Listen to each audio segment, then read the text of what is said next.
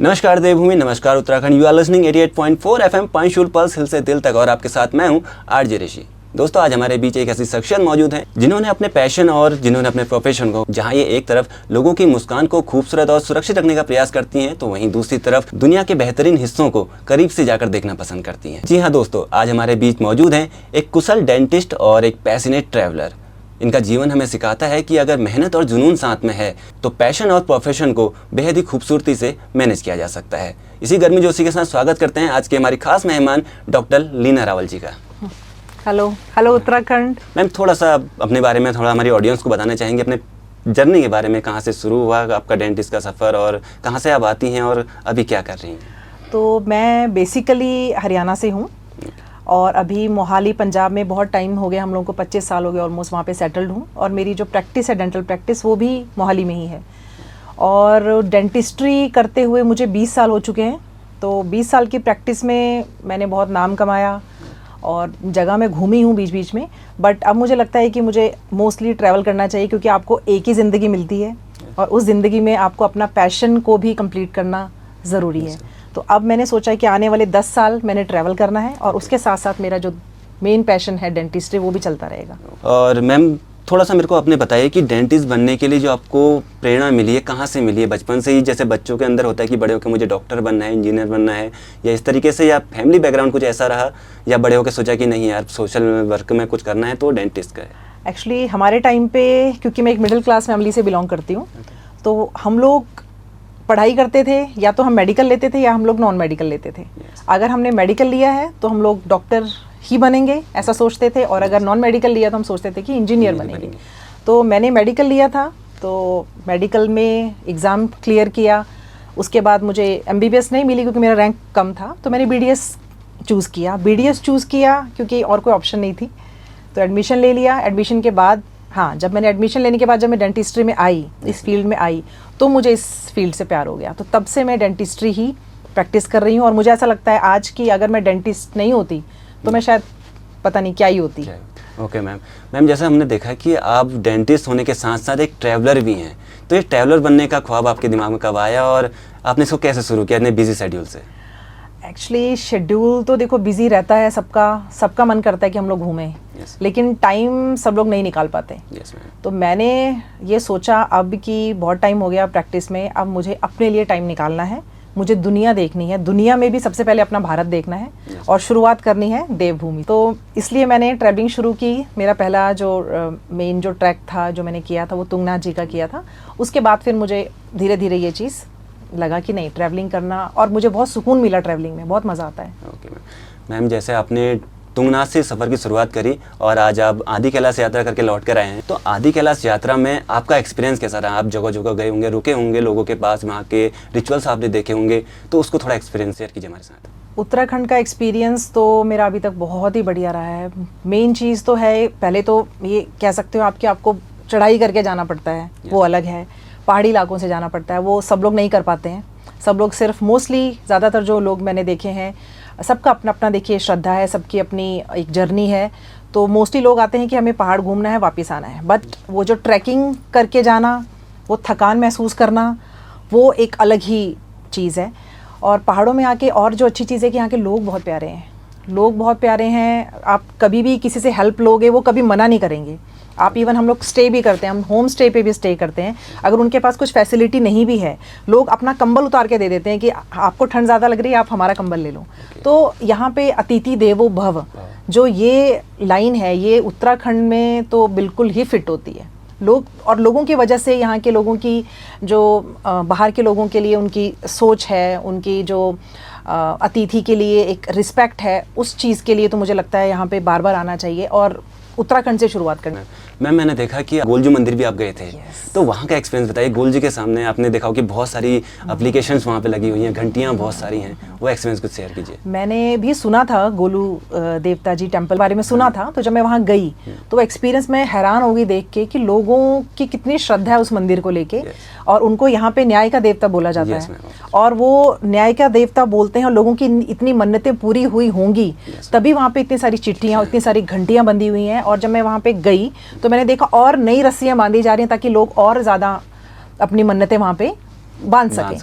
तो बहुत ही अच्छा एक्सपीरियंस था। सभी लोग मैंने वहाँ देखा, अंदर जो लोग मंदिर में भी बैठे हुए थे वो लोग भी पुजारी जी के पास बैठे थे कि हाँ हमारी ये मन्नत पूरी होगी, हमारी ये पूरी होगी। तो वहाँ मन्नत पूरी होती है तभी लोग वहाँ जाते हैं। तो बहुत ही प्यारा, बहुत ही सुंदर मंदिर बना हुआ है, और इतनी सारी घंटियाँ बनने के वजह से और चिट्ठियाँ बनने की वजह से वहाँ पे और फील होता है कि नहीं, बिल्कुल मान्यता है उस मंदिर की। वो तो है ही मैम। और मैम आप यात्रा तुंगनाथ की आपने यात्रा करी, कैलाश आदि कैलाश की आपने यात्रा करी, और भी बहुत ही सारी आपने फॉरेन में भी बहुत सारी यात्राएं की हैं। तो अभी तक की सबसे यादगार यात्रा आपकी कौन सी रही? मेरी सबसे यादगार यात्रा रही तुंगनाथ जी की। वो मेरा पहली यात्रा भी थी, जो मैं कह सकती हूँ लॉन्ग ट्रैक कह सकते हैं और एक भक्ति वाला ट्रैक कह सकते हो। वैसे उस टाइम जब मैं गई 23 मार्च को, उस टाइम पे मौसम बहुत साफ था, कुछ भी नहीं था। लेकिन जब हमने ट्रैक शुरू किया तो अचानक बर्फबारी शुरू हो गई, तो पूरी अच्छी स्नोफॉल हुई। ट्रैक करके हम लोग गए, वापसी में ब्लैक आइस भी बन गई थी। लेकिन जब मैं वहाँ पहुँची और मैंने महादेव जी के दर्शन किए तो मैं बिल्कुल भावुक हो गई थी। मतलब मैं रोई नहीं, बट मेरा ऐसा मन आ गया था कि मैं रो दूँ। तो वो जो डिवाइन फील मैंने किया और जो वो एनर्जी फील की महादेव जी की, वो मैं कभी नहीं भूल सकती। और ये चीज़ मुझे और प्रोत्साहित करती है कि मुझे ऐसी जगहों पे जाना चाहिए जहाँ पे महादेव जी बसते हैं स्पेशली। बाकी मैं और चीज़ें भी बिल्कुल एक्सप्लोर करना चाहूँगी। ठीक है मैम। और मैम अगला क्वेश्चन हमारा आपसे ये है कि आदि कैलाश में आपने ऐसा क्या देखा, और कुछ ऐसा आदि कैलाश का अपना कुछ एक्सपीरियंस शेयर कीजिए आप। जैसे आप अपने सोलो राइड में हैं, हाँ, तो आप उससे आपसे थोड़ा मुझको कुछ शेयर कीजिए। आदि कैलाश जी का सफ़र हमने किया था ग्रुप के साथ, जिसमें सब लोग अपनी अपनी गाड़ियाँ लेके आए हुए थे। तो वो सफ़र में भी ये लगा लीजिए, मेन तो क्योंकि मैं ट्रैवलर भी हूँ और मुझे महादेव जी में भी बहुत विश्वास है, तो मेरे वो दोनों ही चीज़ें इस यात्रा में हो गई कि मैंने वहाँ पे ट्रैवलिंग बहुत की। बहुत अच्छी सड़कें बनाई हुई हैं बीआरओ ने, और जगह जगह पे आर्मी की कैंप्स लगे हुए हैं कि आपको कोई डिफ़िकल्टी नहीं होगी सफ़र में।